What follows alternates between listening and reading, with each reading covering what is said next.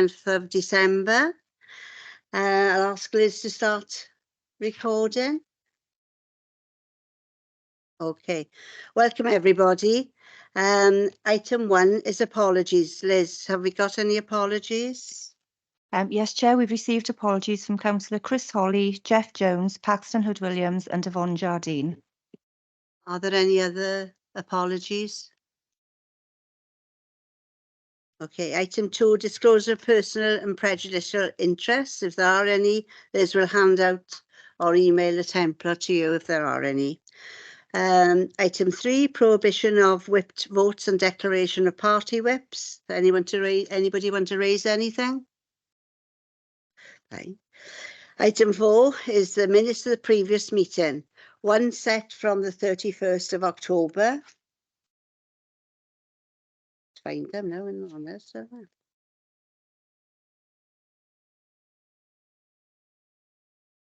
Okay, page 1, page 2. Sorry, Chair.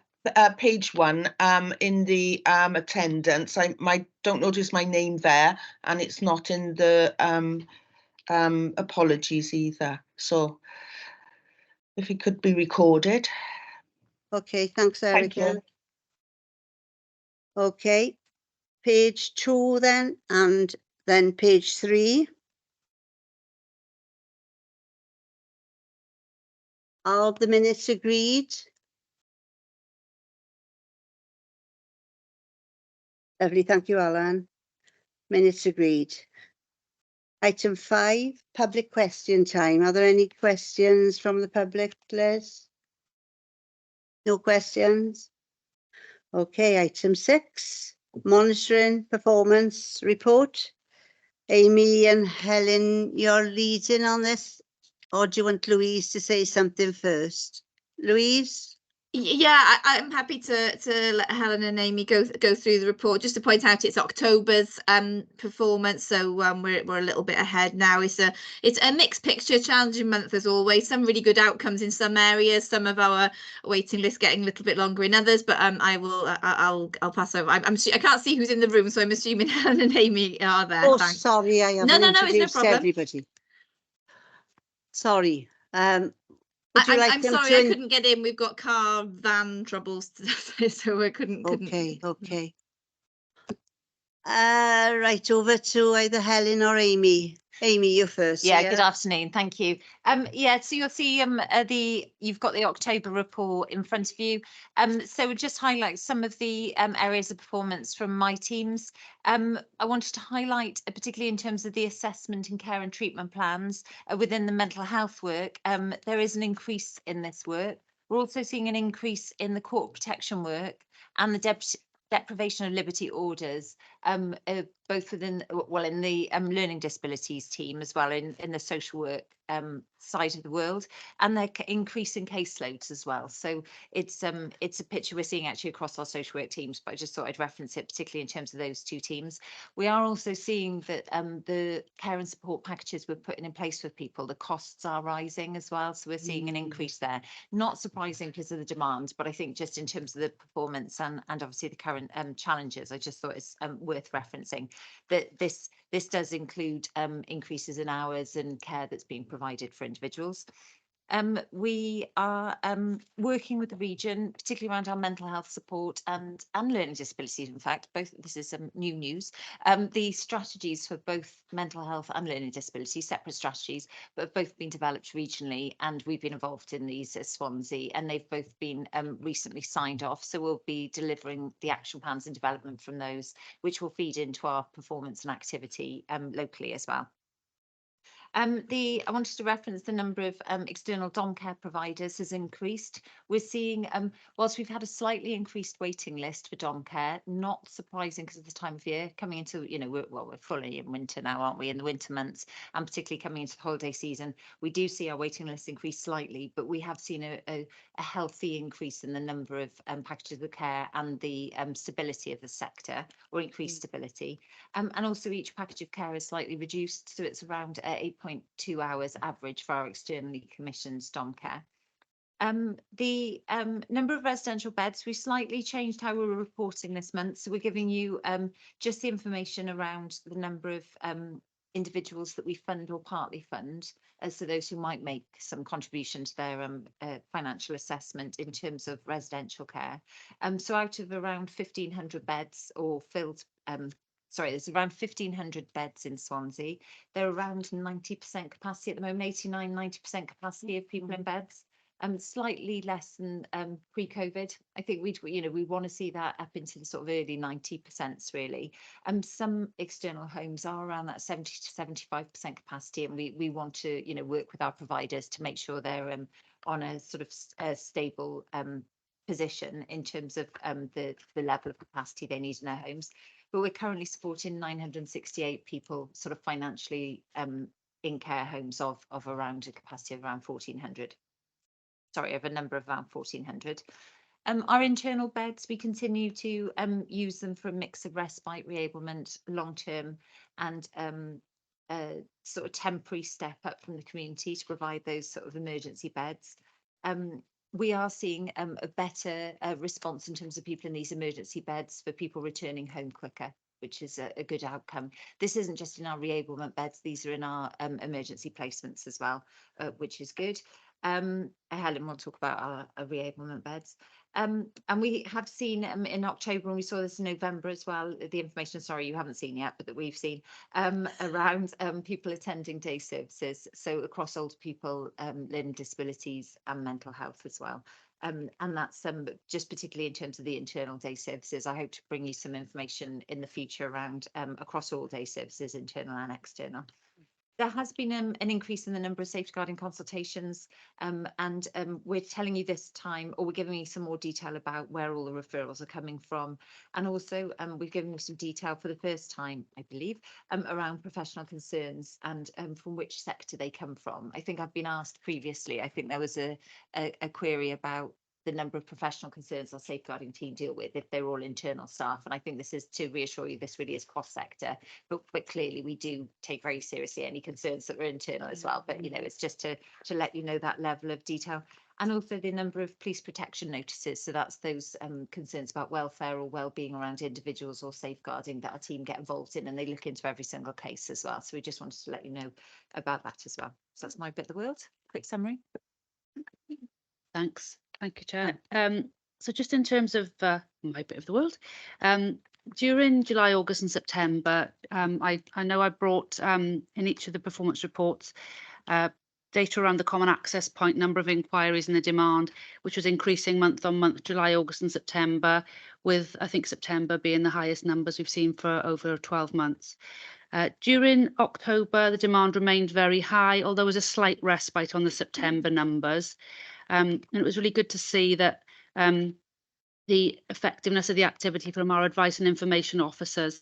So they closed nearly 28% of inquiries with their A&I support, which is an increase of 4.5% just about on the September numbers that they were able to close at the earliest point by supporting people to not be brought into service. And for us, that's a really, really encouraging progress and sort of early shoots in the development of our prevention and early help approach, which will be geared at supporting people at the earliest opportunity and de-escalating their need wherever we can. We also saw a drop in the referrals onto the community initial assessment team. My apologies for the abbreviation being used in the narrative. We will be looking more closely because we saw a significant increase in the number of task notes created for the community therapy teams. We had 96 task notes created during August and 140 in October. And just to remind colleagues, task notes created for existing clients already known to us, rather than an inquiry which would have for a new individual. So that increase in figure would indicate that more activities taking place for individuals already on the caseload, which we wouldn't really want to see in the common access point. As Amy mentioned, we have had higher levels of activity across all social work areas, across assessment, review and completion of care and support plans. And that might well be a reflection of our improved staffing levels following the recruitment activity that we undertook during the summer for our social work teams. Number of carers identified has increased during October, with 95.8% being offered an assessment we've also seen within that an increased number of people who've accepted an assessment. We often bring, when we come here and we tell you that we try to work hard to encourage people to accept an assessment, and quite often we struggle with that because when they come to us, they're more concerned about the cared for than themselves. So it's, in some ways, it's a double-edged sword, because it's great to see that more people are accepting the assessment at that point. Although what that does show to us is probably increased carer stress, people struggling more to provide their caring role. And we are establishing partnership arrangements to revisit our workforce training in the prevention role that carer support can provide. So looking at doubling down on our efforts to be able to manage that. In terms of Bonamine House, then the number of individuals accessing residential reablement support was double the number in October than it was in September. So we had 28 people going into Bonamine House during October and 23 people leaving. So we had really good flow through the establishment. And of those 23 people, 18 people went home with no care needs. So that 23 indicates really high flow out of Bonamine House, which is positive, because what that shows us is 28 people in, 23 people out. It shows us that people are completing their period of reablement and getting good outcomes within that aspirational target of 6 weeks, which is what we try to reable people in. And during October, of those 28 admissions, 25 of them were from hospital. And if we need evidence to support the key role of that facility in the step down reablement for hospital discharge, there it is.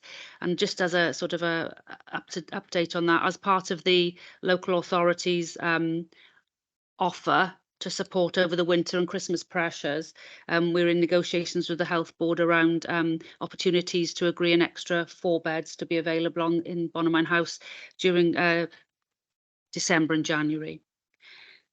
Domiciliary care reablement activity. There are some areas which we want to pay some attention to. We've noticed that the outcome for those people exiting the service are less positive for October, considerably less positive really, 44% leaving our service independent on 59% people in September. I'm really hoping that we've had recently agreed recruitment to some of our occupational therapy vacancies, and I'm hoping that that will have a positive impact on the workforce capacity to ensure that domiciliary care reablement is therapy led, and that we are supporting the care staff in taking a reablement approach to the domiciliary support they're providing. And we're also then focusing in on making sure that our process is to refer those people who've completed their reablement onto brokerage and then onto long-term packages of care are as slick as they can be to improve the position and make sure that our reablement valuable resources being used for reablement. We're starting to see now over the last month or 5 weeks an increasing backlog on brokerage, and we're doing some work into looking into that to understand what's behind that. It's likely to be a factor of those increasing numbers coming through the front door, and also the push to start the work around getting people out of hospital in time for Christmas. The long-term domiciliary care service has seen 8 new starters and 10 leavers. And I mention that because it tends to be a service that's probably got quite a static pool of individuals receiving care due to the long-term nature of their support needs. And we think that's probably that this flow through the service is linked to some deep dive work that we did with the domiciliary care staff, with our multidisciplinary team, to just do a review of everybody that receiving long-term dom care from the in-house service, which is again another scarce resource, which is really for looking after individuals with the most complex needs. And when we undertook that multidisciplinary review, we were able to support some people who had stabilised, their conditions had stabilised and could be more than adequately supported by external providers, to make sure that we were freeing up that resource to look after those with the most complex needs. Thank you, Helen. Right, so the questions. Councillor Philippa. I had a question for Amy, but I'll work backwards now, if that's okay. Just wanted to say, Helen, a bit of feedback from one of Scrutiny residents whose mother went into Bonamine House after a fall. She broke her shoulder. And she's in her very late 80s, perhaps early 90s, but she was becoming quite dependent. Anyway, so she went into Bonamine House, a bit of reablement. She came out last week. And not only has she got much more confidence, but her vitality has hugely increased as well, and the family are absolutely delighted. So I want to take this opportunity on their behalf. I'm sure they have mentioned to you, but they are delighted. Their mum was only able to walk perhaps a few short steps.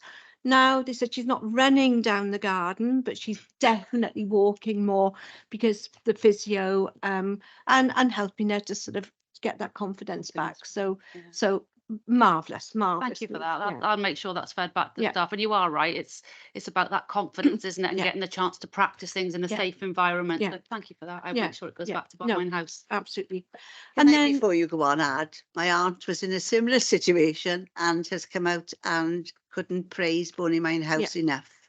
yeah, And she's 86 and now it's fine, yeah. living on her own. And that's not the only one, you know, you hear, but that was a specific Yeah, as well. yeah. But Yeah. you know, all hats off to the teams down there. And also, so Yeah. this lady has come out with support, but they saw that the whole process was quite seamless from start to finish, and the fact that she's now got this support as well that was ready, you know, when she came out. So it's all, you know, hopefully Very positive. it's positive for Yeah. the staff as well, the social workers, and the whole sort of like the team, to know that something is working with everything else that's hard at the moment. So yeah.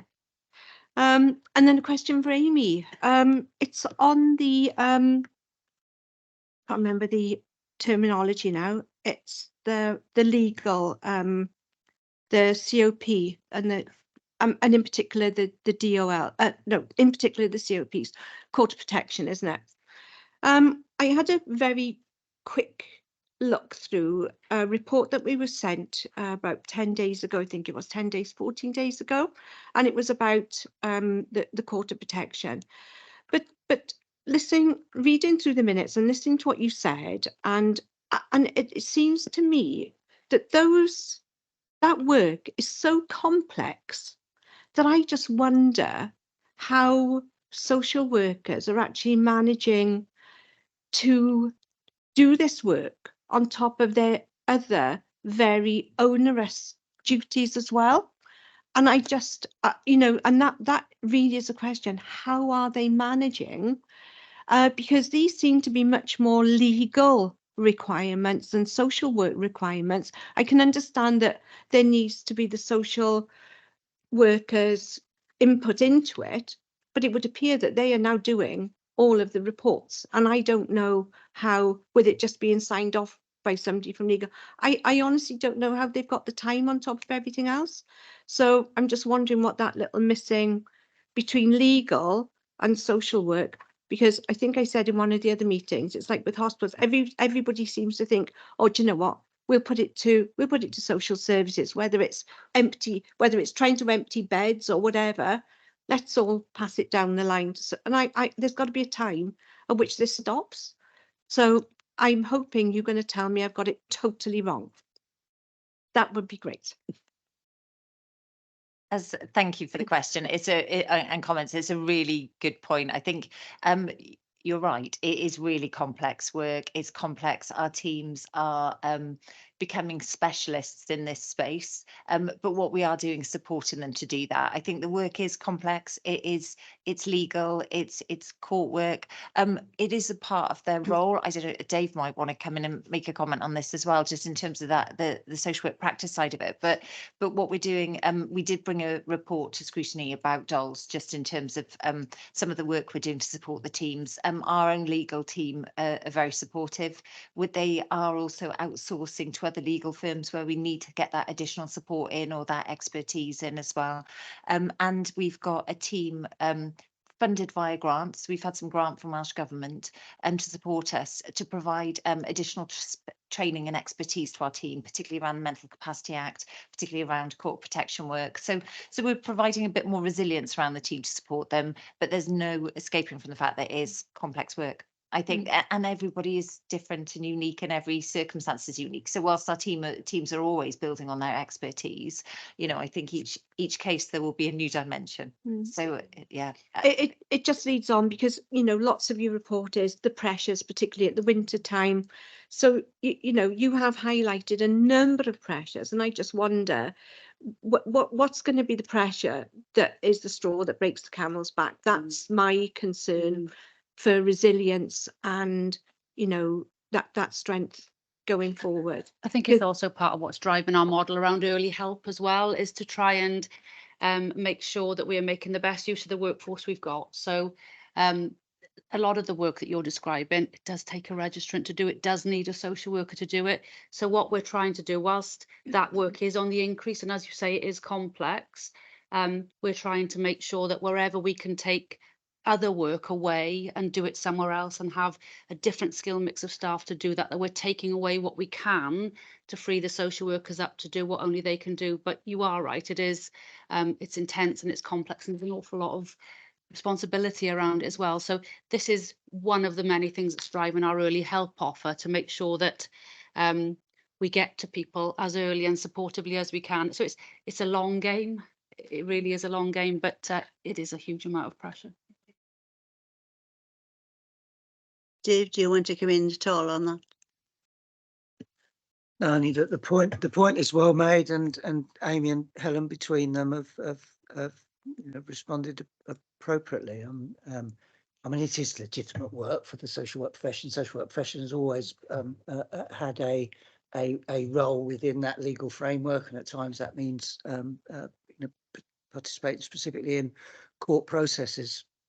But your general point around, well, surely the systems that we're creating, the legislation that's being passed, the policy intent is loading more and more burden on a system that isn't really resourced sufficiently to meet all of those new burdens. And that's, you know, we're anticipating, really, aren't we, the mood music around the funding of public services generally, that pressure is going to become more, that the any constriction of available public finances isn't generally associated with a reduction in, you know, responsibilities that we put on public services. To that's a challenge that doesn't only face the, you know, the social services directorate, that faces all public services, all of council services, all of health services that Helen represents in this room. It is a real challenge, and the part of the solution, but it's not a total solution, is you've got to try and get upstream of that. You've got to design your infrastructure the way that systems work. Some of that's within our gift. When it's within our gift, we try and design in that way. Sometimes the policy landscape doesn't lend itself to that either, but we continue to grapple with that challenge. One of the roles of this committee is to monitor that pinch point, isn't it? Where are the bits that are falling over? What are we doing to try and mitigate, you know, disastrous impacts on our population, which is what that's all about. But it's no way could we describe it as a perfect system. Your points are well made. Well, it's responsibility on staff as well, isn't it? You know, when staff are already overburdened, what you don't want then is people to, you know, becoming over. so overwhelmed with what they're doing. And I know that social workers do such a lot. You know, their skills are so broad, aren't they? You know, but then there's a point at which, right, well, how broad do you want it to be? And it's the fear for me, because I don't know. It would be the fear of, what if I've done something wrong? What if this isn't right? And it's that extra responsibility, that step too far. That's what I'm trying to say. That's the Yeah, absolutely. We try and include within the performance reporting, and periodically we come back with, well, what are we doing to support our workforce as well? And I think you'll have that on your agenda for the coming year.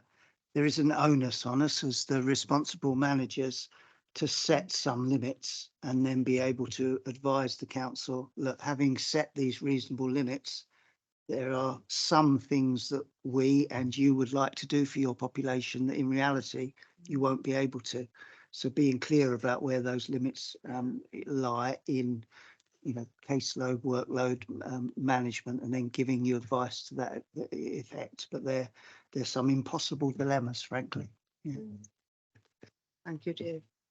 Are there any other questions for either Amy or? Great. Thank you, Chair. I've got two questions. One's relating to the topic we've just been considering, which is the legal stuff, and I'll come to the other in a moment. At the last meeting, we did explore, but very briefly, the notion of, as it were, having our legal experts on tap, either in-house or in a collective around the rest of the machinery, as it were. I mean, has any more thought been given to the different ways in which that could be done? And given that, from what I took from your earlier statement, the level of legal work is going to increase in terms of volume and probably in terms of complexity. I mean, did that idea find any soil in which to grow, or has it wilted in the post-meeting scenario? So that's the first question. The other one, and forgive me for asking this because it comes from my old background in the health service. Do our discharge arrangements and flow of patients from the hospitals of every hue, do they match or better the performance of the local authorities in Wales with regard to their hospital capacity?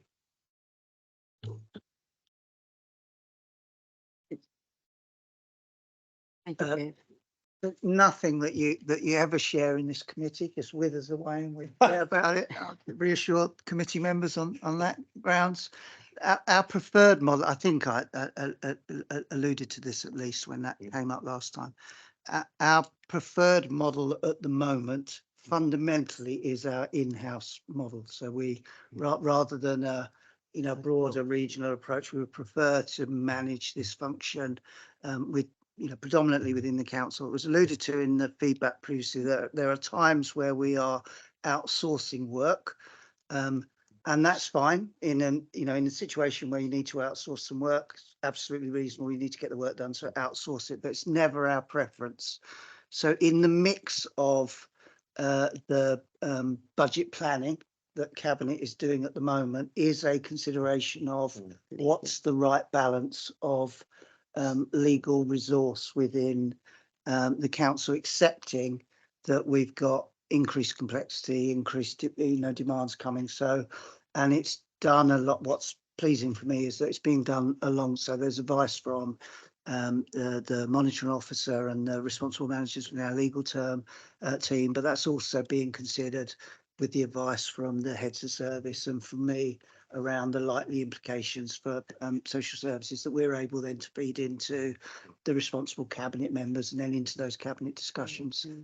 So we are paying attention to it, but fundamentally we would focus on an in-house model predominantly, outsource as little as possible. Some stuff you have to outsource because, for example, solicitor wouldn't have rights of entry to a high court, for example. So you're going to have to outsource some stuff, predominantly to counsel in those circumstances. Some solicitors do have entry. We might not have that in-house. We might have to outsource that kind of stuff. But what we don't want to do is outsource stuff that we have the skills and abilities to do. We just need to make sure that we have the capacity. It'll never be perfect. Like everything's not perfect. We strive for it, but we don't necessarily get there. But I'm comfortable that we're moving in the right direction. Could I just come Yes, back on that? Thank you very much for that. I mean, I'm content with that approach. Is it likely that you will join forces with other local authorities to do the in-house work at all, or is this a standalone sort of Swansea arrangement? Because again, I think I'd probably tend to favour the former, where the public sector has got a big resource for the different elements. But you may have a different view on that. Again, as I discussed, there was some history of us working regionally around some of this direct operational stuff in the past, and that didn't work well. That might not be because the model was flawed, but we weren't able to implement it in a way that worked best for us. So I have some reservations about going back to that because I've had my fingers burnt in the past. That doesn't mean that all of it's been wiped out, though. There is some legal work that supports the specific work of the Regional Partnership Board that is done via a regional arrangement as opposed to a single operational stuff. Where I think there might be some movement on that is where the RPB progresses some regional models of care that then require legal input, well, then it would make sense if we establish either directly providing or commissioning regional models of care that require legal input, that you'd apply that same logic to the legal element of that as well. So I can see us moving more into that territory. And one of the areas might be, we considered it in relation to dolls. There are bits of it that are kind of regional, bits of it that are mostly, individual organisations. Well, if that progresses to a different regional model when LPS comes in, for example, well, then that would have a legal aspect to that as well. And we might look to, okay, well, if we've got a regional model for that, we might move for, as opposed to a wholesale, let's just pool our legal resources and then see. I think we'd all be a bit anxious about that at the current time, but don't rule anything out. Be candid and honest, I suppose, where we're at the moment. Thank you, Dave. Anybody else got any questions? We're just having a quick heads together about where we thought we were in terms of our discharge arrangement. And I think we're pretty high up the table really for comparable. Oh, Amy's doing a bit of. No, I was trying to find it, but I couldn't. Sorry. Okay. Yeah. But I think in terms of the arrangements we've got in place, I think our integrated model in Swansea with the council and the health board works really well. We've got integrated in-reach arrangements, so we reach into the hospital to support people to come out, and we've got social work support to the newly formed integrated discharge hubs in the hospital. So those are a bit like, just thinking out, I think I've said this before, but actually it's a bit like our early help de-escalation offer. The whole idea of the integrated discharge hubs is we get to people as a multidisciplinary team at the earliest point following or hopefully before admission into hospital. So we start talking about bringing people home before they've taken their coat off, wherever we can, where people don't get pulled into the hospital. So I think our arrangements are quite robust in terms of the integrated arrangement. We've got good flow through our domiciliary care services once people come out as well, which means we're able to maintain the flow from hospital out into our reablement services and into our brokerage, into our external provision. So I think we compare, I don't know, Dave, if you can remember where we are in the league. I think we're comparable to other similar sized councils, definitely in terms of our performance around discharge. Yeah, I think we stack up well in terms of the service model. We in reality it's difficult to compare the regions and both the social care and health services are so different in each different region. It's a bit like comparing apples and pears. But if you look at the key components that Helen's referenced, those are real strengths of our region. Probably overall, you'd look at some of the numbers and say our system overall is still too bed reliant though. And that's both within health and within community services. So it looks like we still overall appear to spend too much of the combined budget, which isn't big enough in the first place, on bedded solutions. Whereas what everybody would want and what our model describes is, care at home, whether that's healthcare or whether that's social care or a combination of the two. So that bit still overall looks out of balance. The only bit that I'd slightly question about that, if I'm honest, the Neath Talbot hospital arrangement, I probably shouldn't say that, but the Neath Talbot hospital arrangement looks a bit odd in our system, and I'm not sure. The health board are remodelling the use and rethinking the use of Neath Talbot Hospital, but at the moment that still seems to have. I think it has an impact in how the system works overall that's disproportionate to kind of the size of the hospital and the intake. So there's something a bit odd about that, and maybe that's a bit connected with we accelerated in this region a lot of what would have been traditional community hospital type provision. That disappeared from our system predominantly, which makes sense in terms of the vision is care at home.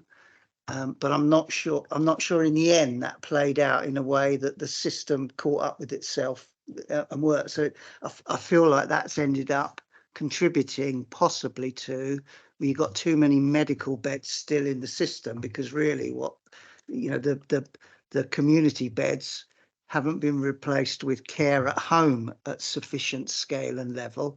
It's been replaced with more medical beds where you're not really doing critical medical interventions. So lots of good things in place, but still some real big systemic challenges that we haven't quite got to grips with.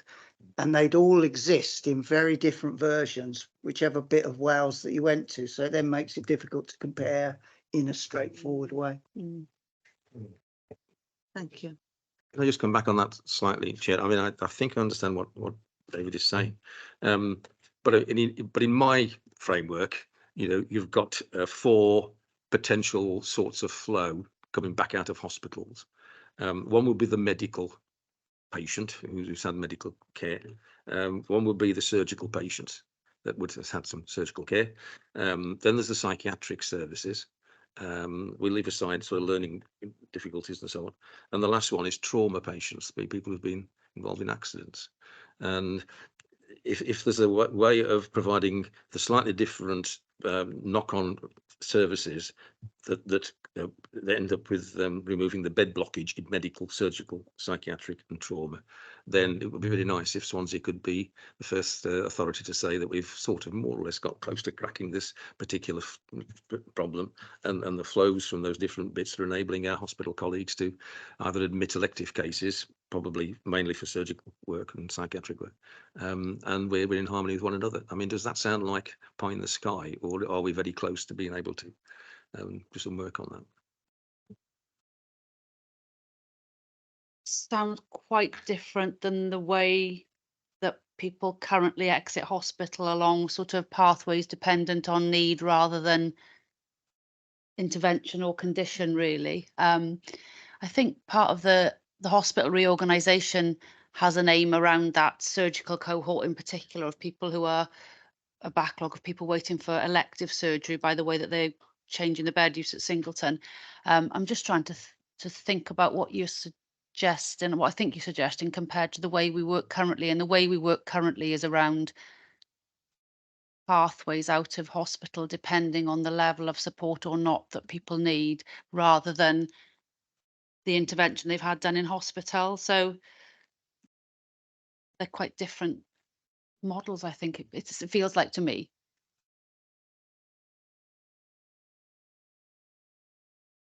Okay.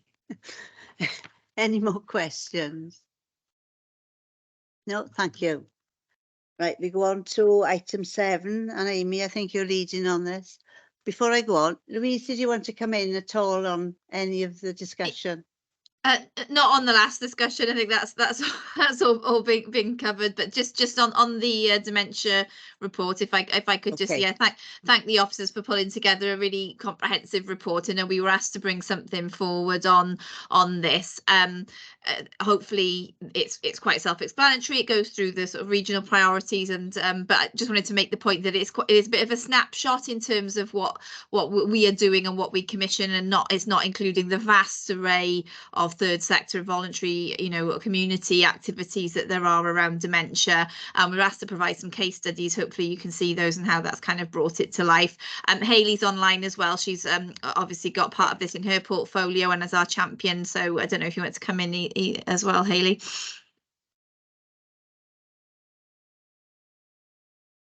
Yeah, thank you, and excuse my voice. I've got a really bad throat and cough.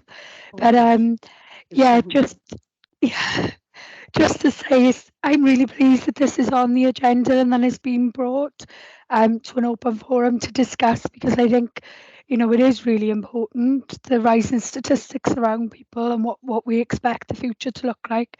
And dementia is incredibly complex, and therefore knowing the signs, symptoms of dementia can be really crucial in getting early intervention and preventing crisis. And we can all play a part in that. So I encourage as many people to get upskilled as possible. And yeah, touching on the case studies, I think it really highlights that there's so much incredible work going on, and really enabling work as well, and how we need to think maybe differently about dementia and about people living with dementia. and not to kind of unintendedly de-skill them, that we should be promoting their well-being and you know, encouraging people to continue to do tasks for as long as possible. But you know, I'll hand over to the officers really, because this is their report. Thank you, Hayley. Amy, over to you. Yeah, thank you. I think, as mentioned, the report gives a bit of an overview of the population needs assessment, the current position, as best we've got information about around the projections in terms of what the total number of individuals living with dementia is likely to be in the coming years. Also about the population increases in terms of older people as well, and also what the implications of having dementia as well, about you know, how the condition can worsen as well, and what can be done as the councillors have already mentioned in terms of that sort of living well with it as well, and living positively, and what can be done. So there's a regional dementia programme which we're very involved in as an authority, and the purpose of the regional programme is to oversee the implementation of the All Wales Dementia Care Pathway of standards and the action plan to improve dementia support and services, and locally, so how we deliver that locally, but also it's developing a regional dementia strategy. There's 5 work streams. That's what the table is on the first few pages, just to give you an overview. I won't go into the details of the projects, if that's all right. Hopefully you've had a chance to read them, but that's work in progress. Some of that's delivered. We're involved directly in delivering this. Some of this is health board delivery. Elements of it are around third sector partnerships. So one of the case studies in there is around the dementia support service, and that's a number of organisations: Citizens Advice, Age Cymru, Care and Repair, Swansea Carer Centre, Neathcote Talbot Carer Centre, and At Home Respite Carers, provided by Age Cymru as well, working together to provide support for people. There's also reference in there around a number of the other programmes, Advocacy Support Cymru, for example, and others who've been provided funding regionally. We've given you an overview of the services we commission as well, so particularly some information around care homes and those which are specialist dementia nursing homes, and how many provide personal and nursing care and for people with dementia as well. And we've got 2 care homes with specialist units as well. And also in dom care, it's just highlighting as well that all dom care services, so the 18 commissioned, and we've got 1 internal as well, are all contractually required to implement a dementia learning and development framework as well. So there are some of those standards that we require. And it ensures that we're following the Welsh policy, legislation and guidance to ensure there's effective and good care for individuals.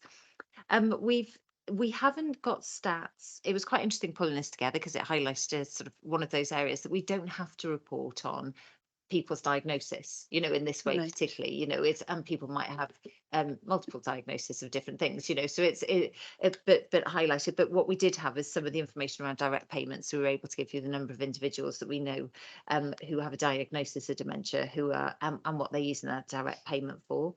And some of that is around, or the majority of that is around personal assistance services. And these are people who are living independently in their own homes, might be with other family members, but they're not in residential care. And so they're using the direct payments to support their independence as well. And there's a case study there as well that we've told you. And then just our older persons mental health social work team do have a specific focus on working with people with a diagnosed mental health disorder, predominantly cognitive impairment in this. And they're a part of a multidisciplinary team with colleagues in health as well. So they will be supporting older individuals with dementia as well. So we just wanted to highlight that. They also support people from specialist hospital esprit de corps support, but also in general hospitals as well. They support individuals on discharge as well. So sort of links in with that previous conversation. I'll just hand over to Helen. Cool. I suppose the community memory support team's kind of at the other end of the journey to the older people's mental health team, in as much as they're essentially pre-diagnosis support. So we've got a mental health link practitioner who's a mental health qualified nurse, and she's got 3 memory support workers who work with her, and their aim really is to provide the earliest intervention and support to those in Swansea who just might be experiencing changes with their memory or changes with their memory of a loved one or their cognitive function. So they are before that diagnosis really. So they look to identify and support people and recognise what's most important to that person and their carers really. They assess people in their own homes, which is always a bonus when it comes to seeing people as they really are when they're in their own homes. And what they try to do really through their work is they undertake a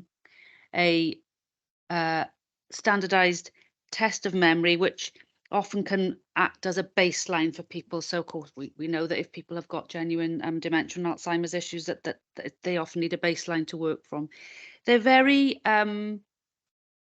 low level. It's very much led by the individual and their carer. So it's where people do want, if they identify a memory or a cognitive impairment, they can certainly liaise with the primary care GPs.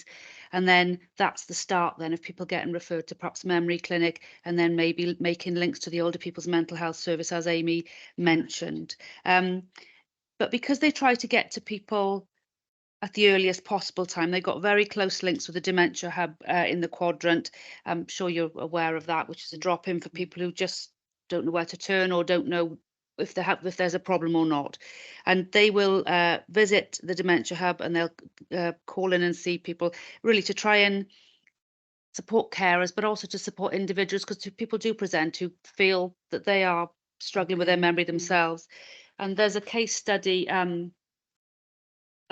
linked to the community memory support team, which for me, it's definitely somebody who's called into the dementia hub who's just not sure and is a bit concerned and is a bit worried, and then the support is wrapped around if that support is wanted, and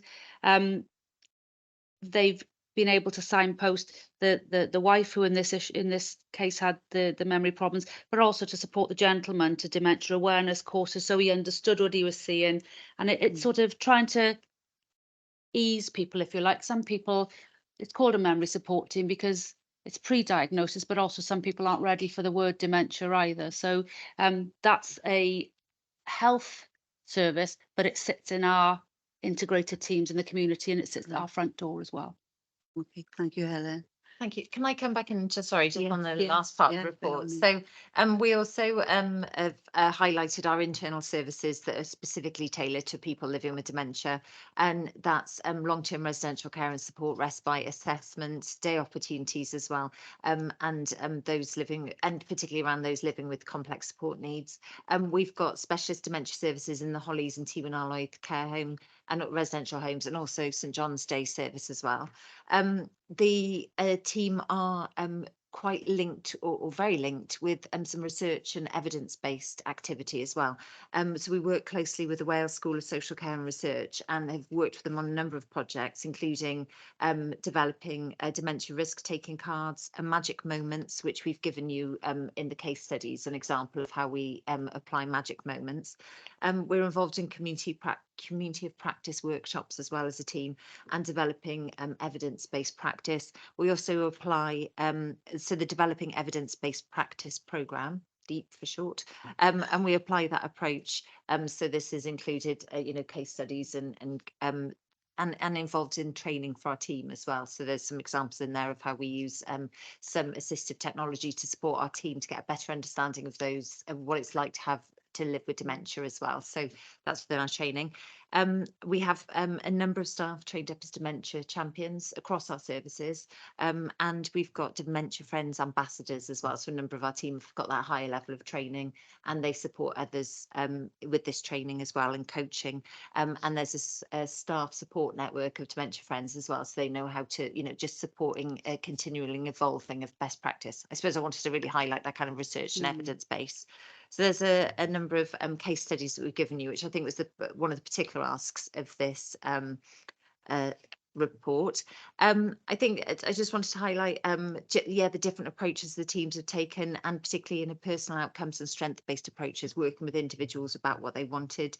And I think there's an example in here of a lady called Dot who was in a temporary bed, and she wanted to she had worked in hospitality and run hospitality businesses, and she got involved in that in the care home as well. You know, is what she wanted to do. She got involved supporting with the breakfast, supporting with the teams every day, sort of got involved and went to work as such in the care homes. But the team also supported her to return home and live independently as well. So that was positive, but we're there to support her as well.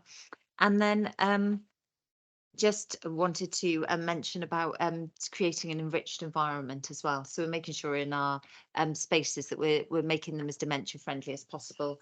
This has come up previously in some of our inspection reports as well. I think they particularly wanted to highlight that when we've done it well, but also where we need to make improvements, which we have. So we've made sure these are really enriched environments. This includes in our residential homes, everybody's door having like a door number, looking like an outside front door with a number on it. It involves sort of murals on the walls that are more engaging, and lots of visuals as well. So there's an example of magic tables, which is like a 360 projector that people can look at if they're lying down. It can be used on the floor. It's very interactive as well. So if you touch it, if you touch the images, the virtual images, they move around as well. Sorry, it's a very visual thing to try and describe. And I think, I think I'll pass over to Helen, just give an example of one of our other projects as well. Oh, you can let me do that one. Oh, thank you. We've had a joint piece of work with the health board around establishing a unit in T1 called T Westfield House, and that's a project. It's 8 step-down beds from acute hospital settings, and it's been funded via regional investment fund, and it was a piece of work that was sort of led by the number of individuals that we were seeing in hospital that were stuck in hospital. We all know there's a paucity of residential care and nursing homes for people with dementia. And these are people who perhaps weren't quite residential home residents, not really nursing home residents, but needed something extra. And a piece of work was undertaken to set up an 8-bedded unit in T1 in Westfield House. Individuals were identified as part of our integrated in-reach facility, our integrated in-reach offer, linked in with the staff in Westfield House and T1 about identifying people who've been in hospital for a long time, months, sometimes people had been in hospital, and supporting the transition of these individuals into Westfield House, where, you know, the staff in T1 are expert at looking after people with dementia and cognitive problems. But that additional wraparound from health as well meant that we could just manage some of the more difficult presentations of behaviour, perhaps, that sort of thing. And I know why you've given it to me, because I sit every week in a group in the health board called Patient Escalation Group, where we talk about people who are stuck in hospital and there's no plan to get them out. We just don't know what to do with them. And every week there are numbers of individuals who come up week on week. And they're often people whose behaviour is so difficult to manage, but it doesn't really quite meet the threshold for admission to a psychiatric hospital. Lots of care homes not able to take them, and there aren't any. So we took a number of these individuals across into Westfield House, and people who'd been in hospital for months.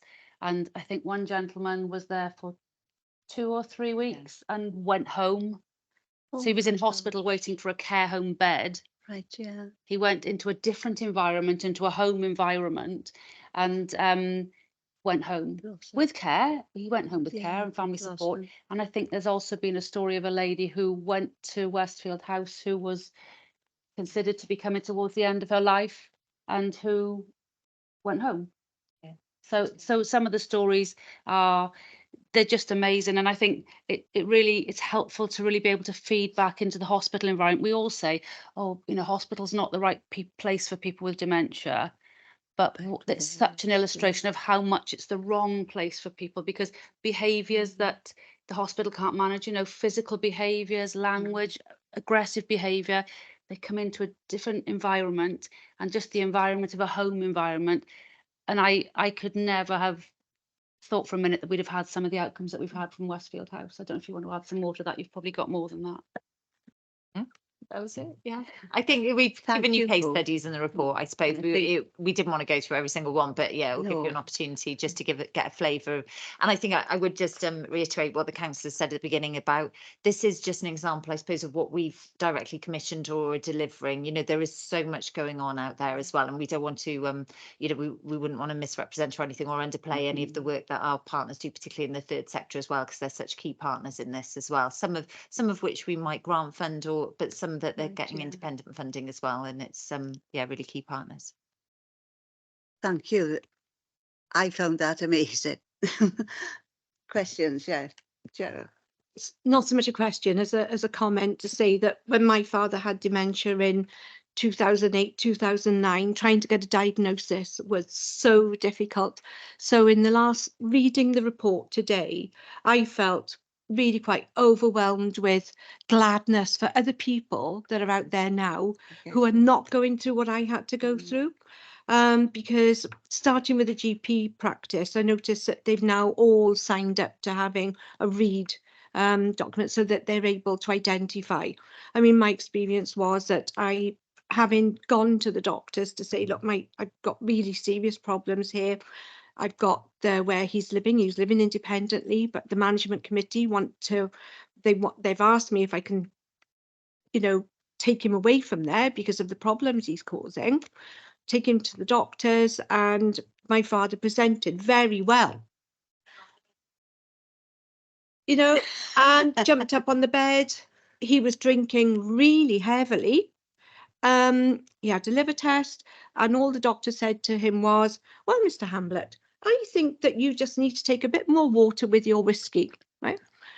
Well, 3 weeks later, fortunately, I knew when my father fell, he went down to Singleton, to the outpatients there, and there was a fabulous doctor called Dr. Praveen.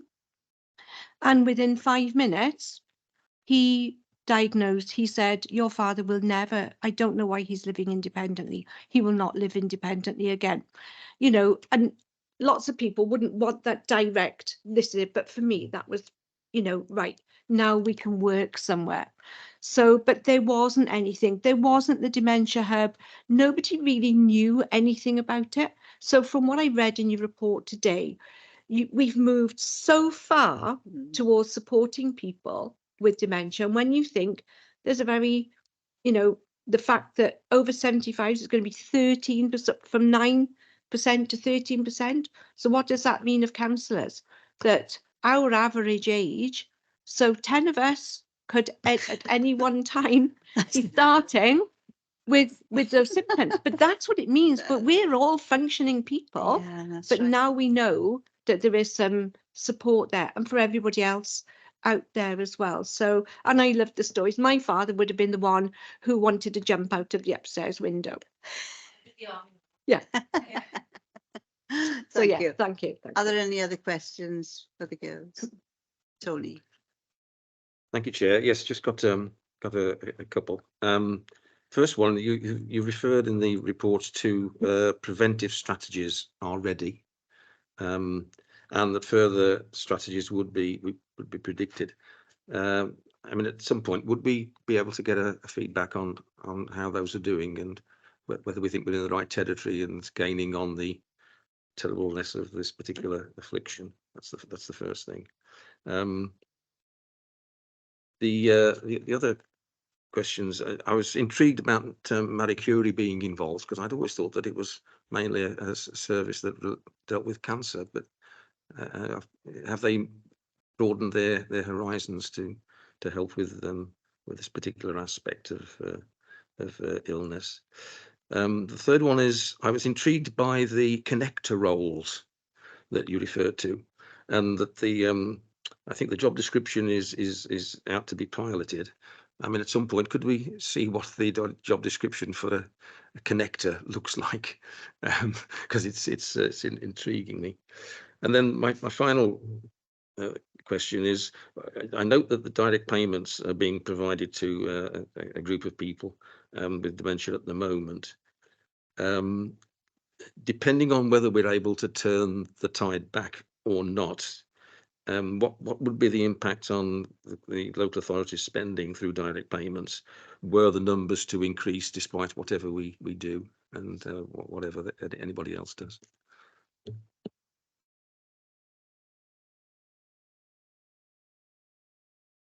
I'm really sorry. I wrote down the question. You're Marie Curie, Dementia Connectors, DP increase, and what was the other one? Sorry, Tony.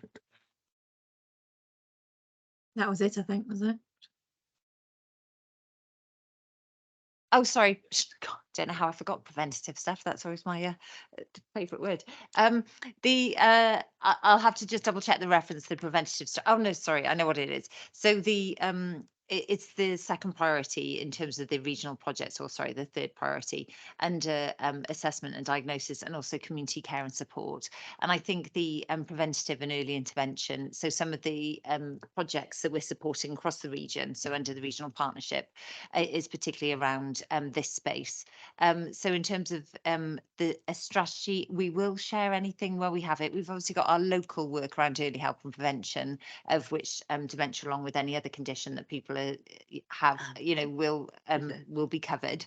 So we'll certainly share that with Scrutiny when it's in its final position. I think in terms of the regional work, we will bring forward anything there as well. I'm not quite sure on the reference on that particular the document in terms of the prevention and early help, but talking about the particular projects. So the Marie Curie project is a respite project that has been funded via the regional partnership as well under the Dementia Fund. We can ask our colleagues if we can bring some more information forward, or just we can add that perhaps in a response to Scrutiny, but we can bring that forward certainly. So yeah, it's about allowing people to remain home, as it says in the report. A Dementia Connector report. So this is linked in with the Dementia Hub. So that's the third sector run project. So that in terms of the job description, that's something they're doing as an organisation. We don't have an influence directly on that, but as is already referenced, this is a project that we link in with. So I think that, yeah, they obviously have their autonomy to be able to develop that as they wish, but it's certainly a partnership intervention. And then in terms of the DP direct payment increase, I think it's fair to say we're seeing an increase in direct payment expenditure across the board, aligned probably with our expenditure. I've already mentioned mental health, learning disability expenditure increased, but as Dave's also referenced, we've got financial challenges as well. So it's a fine balancing act at the moment. So I think it's about ensuring that it's the most appropriate care and the levels of care for individuals. I think that's and has been referenced already in terms of the challenges. I think sometimes with the particular care needs of this cohort of people, it's quite individual, isn't it? And it's not necessarily domiciliary care, and it's not, so it's probably where there is some recourse to direct payments to get that more bespoke arrangement, I guess. Yeah. Thank you, girls. Could I just come back on that? Yeah, I mean, Yeah. that's very helpful. And I agree with you. I mean, I think this bespoke nature is, I mean, having experienced it to a degree with an elderly gentleman about whom I've spoken in the past. I don't know what to talk about Dave then. Well, it was Dave, but it's not this Dave. It's another Dave, who's now happily ensconced in a care facility just the other side of Swansea. But I mean, I think I'm right in saying that about a couple of weeks ago there was some papers on the internet about advances being made in the treatment of dementia. I think it was the States, but I'm not exactly sure. But if suddenly we move towards not exactly cure, but abilities to manage this condition by various means that reduce the demand upon others and upon money, then that would be a nice bit of anticipatory telescoping to do, so that we're ready when the new facility is available. Thank you, Tom.